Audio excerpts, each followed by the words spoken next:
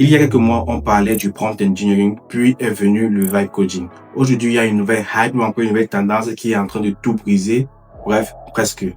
Le context engineering. Selon l'enchaîne, le context engineering est la compétence que tout AI engineer devra développer. Hier, c'était le prompt engineering. On cherchait des gens qui étaient capables de faire des bons prompts. Après est venu le vibe coding. Aujourd'hui, on parle du context engineering. Demain, ça serait quoi? Le plus impressionnant, c'est quoi? Je suis sûr que toi qui regardes cette vidéo, tu as déjà eu à utiliser le context engineering d'une manière ou d'une autre dans tes projets de développement d'applications. Car lorsque moi j'ai parcouru les ressources en lien avec le context engineering, je me suis rendu compte que c'est une compétence ou encore c'est une process que j'utilisais déjà pour développer mes applications. Bref, dans cette vidéo, je vais vous expliquer de façon superficielle c'est quoi le context engineering. Je vais vous montrer un pipeline que vous pouvez mettre en place pour développer vos applications plus efficacement. Je tiens à préciser que tout ce que je vais aborder dans cette vidéo provient d'une discussion que j'ai eue avec un architecte de solutions dédicace à Jeff qui a près de 35 ans d'expérience, avec qui j'ai eu plusieurs discussions sur l'intelligence artificielle. Je tiens à préciser que j'ai fait plusieurs formations sur le prompt engineering, mais lorsque j'échangeais avec cet architecte de solutions qui lui utilisait l'IA depuis pratiquement 4 mois, il avait des meilleurs résultats que moi.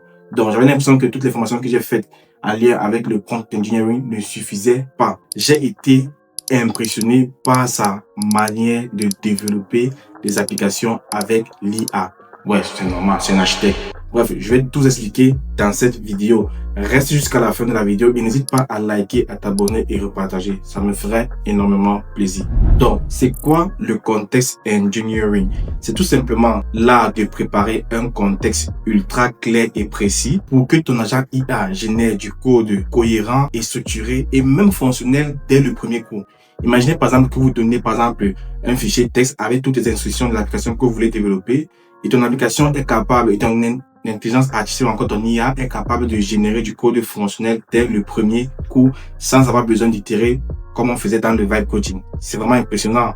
J'ai eu à regarder cette vidéo sur YouTube d'un gars qui a mis en place un projet concret en lien avec le context engineering et sincèrement j'ai été impressionné par les résultats qu'il a pu obtenir. Mais le bémol dans ça c'était que lorsque je voyais le pipeline qu'ils mettaient en place pour développer les applications, je crois que les gens qui n'avaient pas de compétences en programmation étaient capables de faire ce qu'on appelle du vibe coding. Mais avec le context engineering, ils ne pourront pas suivre la tendance car ça prend des compétences parfois avancées pour mettre en place ce genre de pipeline pour pouvoir générer des applications. Car il faut fournir le contexte. Et dans le contexte, parfois, vous êtes amené à fournir des exemples de code afin d'avoir une sortie structurée de votre IA. Donc, dans son exemple, il fallait fournir les features de notre application, des exemples concrets de code, les liens vers la documentation et d'autres paramètres ou encore des considérations à prendre lors du développement de notre application. Ces informations devaient être structurées dans un fichier texte ou encore un fichier Markdown et ensuite l'on devait générer ce qu'on appelle un PRP, Product Requirement Prompt, qui est similaire à un PRD. Product Requirement Document. Le PRD est tout simplement un document qui décrit les besoins fonctionnels de notre application. Grâce à ce document, l'on pouvait alors générer le code. Vous voyez de vous-même que une personne qui n'a pas de compétences en informatique ne peut pas commencer à donner des exemples de code à notre IA. Donc, je crois que le context engineering est un peu plus poussé et ceux qui faisaient juste du vibe coding sans avoir des compétences en programmation sont un peu délaissés. On sait tous que pour avoir un meilleur résultat de notre agent IA, il fallait fournir un bon prompt. Et pour ceux qui développent les systèmes multi-agents, il fallait fournir un contexte ultra clair et précis, chose qui n'est généralement pas facile. Imaginez maintenant que vous employez la même stratégie pour développer des applications en fournissant un contexte ultra clair et précis qui respecte les attentes de l'utilisateur. Bref, je vais vous expliquer comment est-ce que je m'y prends pour développer des applications ou encore l'architecte de solutions Jeff s'y prend pour développer les applications afin d'obtenir de meilleurs résultats. Vous allez être choqués par l'approche. Les gars, soyez prêts et écoutez-moi. Commence par ouvrir ton outil de code, par exemple Windsurf, et chat avec ton AI. Donc, par exemple, tu peux dire ceci là. Je vais développer une application, je te donne le nom de l'application et j'aimerais que tu génères du code uniquement lorsque je t'aurai demandé le code. Parle de tous les features que tu aimerais avoir dans notre application et entre dans le détail afin de discuter de chaque feature.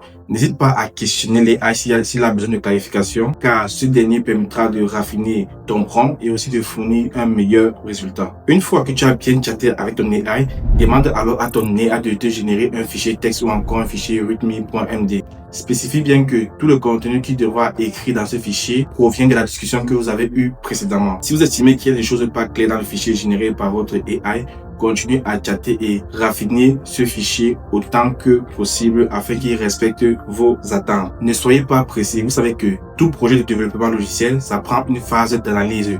Donc, considérez que vous êtes en train de faire l'analyse de votre projet. Une phase qui peut être très longue car on ne veut rien rater et on veut développer une solution qui sera scalable ou encore qui va perdurer dans le temps. Une fois le résultat obtenu, vous pouvez maintenant commencer à chatter au niveau de l'architecture. Par exemple, quel est le patron de développement que je peux mettre en place pour mon application?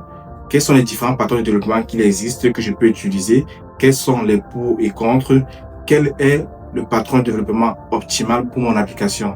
Vous pouvez maintenant discuter tel que je vous ai dit précédemment avec votre AI, poser des questions afin que l'AI puisse raffiner son contexte et vous produire un meilleur résultat. Ensuite, l'on entre maintenant dans la partie technique. Par exemple, dites à votre AI que vous aimeriez faire des happy tests. Ce sont les tests qui testent uniquement les valeurs valides et que vous ne voulez pas faire les non-happy tests et vous ne voulez pas aussi utiliser par exemple un mock framework parce que tu veux tester la fonctionnalité. Rendu à ce niveau, si tu dois fournir de la donnée, essaie de fournir à ton AI la requête que tu as utilisée pour générer par exemple tes tables SQL dans ta base de données. L'IA aura alors maintenant une idée de la structure de ta base de données et saura quel type de requête il pourra recevoir de la part de l'utilisateur. Précise bien à ton AI que c'est là où il devra lire les données, écrire ou encore faire l'update des données. Ensuite, tu peux maintenant aborder la structure de code, c'est-à-dire le nombre de layers ou encore de couches que tu aimerais avoir dans ton application. Comment est-ce que tu veux séparer ta data access, business logic, front-end du back-end et bien plus. Bref,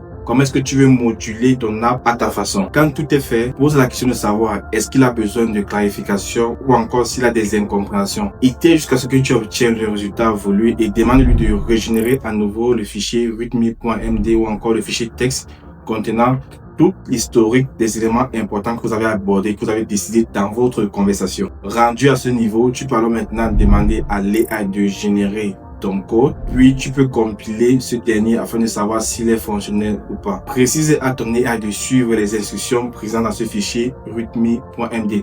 Vous voyez que avec ce process-ci, on a parcouru pas mal d'étapes. Vous savez, généralement, lorsqu'on utilise l'AI pour générer du code, par moment, il pouvait mélanger ton front-end et ton back-end et te fournir juste un code sans vraiment le moduler. Ce n'est pas fini. Une fois que le code compile, demande alors à ton AI de te générer un diagramme de classe en utilisant la notation Mermet et aussi un diagramme de séquence.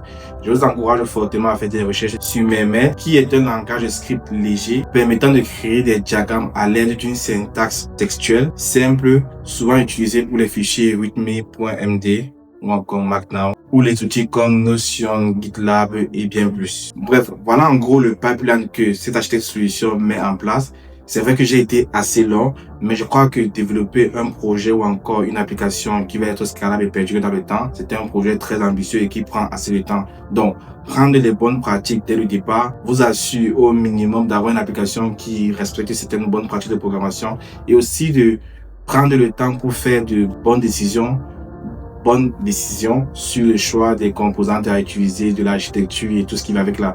Vous vous rendez compte que dans une seule vidéo pour développer une application, vous allez chatter avec votre AI, vous allez parler de ce que vous voulez faire, de votre logique, de comment est-ce que vous voulez, quelle architecture vous voulez implémenter, quels sont les tests que vous voulez mettre en place. Et ça, vraiment, moi, je trouve ça assez impressionnant car je suis sûr que il y a beaucoup d'entre vous qui me regardent.